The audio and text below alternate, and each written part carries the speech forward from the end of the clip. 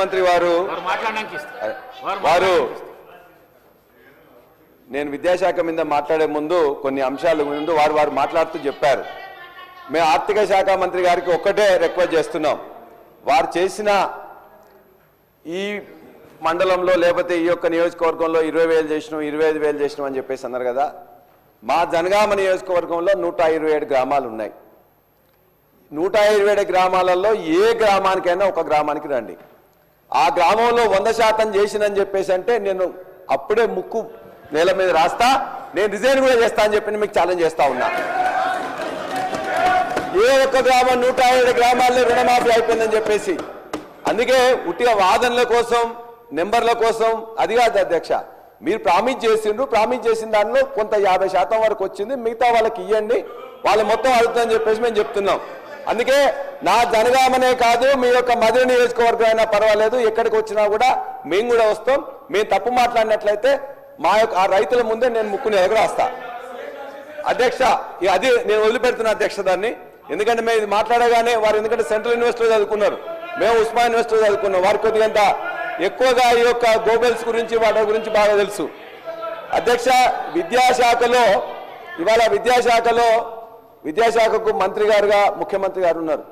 ముఖ్యమంత్రి గారి పనితీరు ఎట్లా ఉంటుంది, ముఖ్యమంత్రి గారికి ఎంత టైం ఉంటుంది ఏం లేదని చెప్పి నేను సీఎంఓ ఆఫీస్లో పనిచేసిన కాబట్టి నాకు తెలుసు. కాబట్టి ముఖ్యమంత్రి గారు దానికి టైం ఇవ్వలేకపోతున్నారు.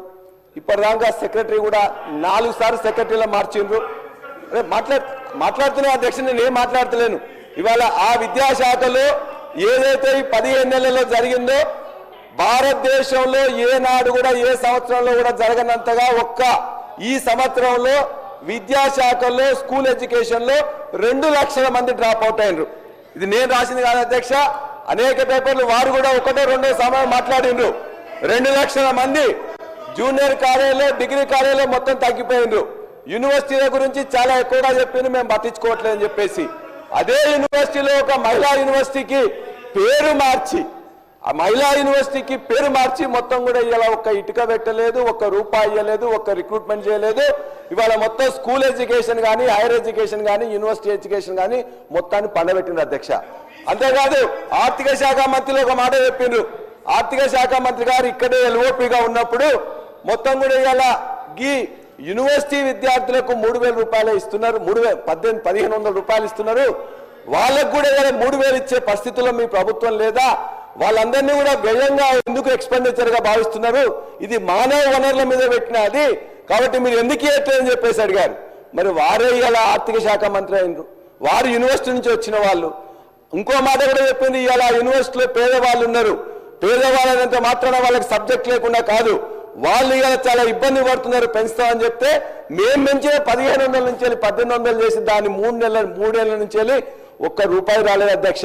వీరు వచ్చిన 15 నెలల నుంచి కూడా ఏ యూనివర్సిటీకి కానీ ఏ ఎడ్యుకేషన్ డిపార్ట్మెంట్ కానీ ఎవరు కూడా ₹1 రాలే, ఒక్క ఇటుక పెట్టలే, ఒక్క రిక్రూట్మెంట్ స్కూల్ ఎడ్యుకేషన్ లో కొన్ని జరిపినారు అధ్యక్ష.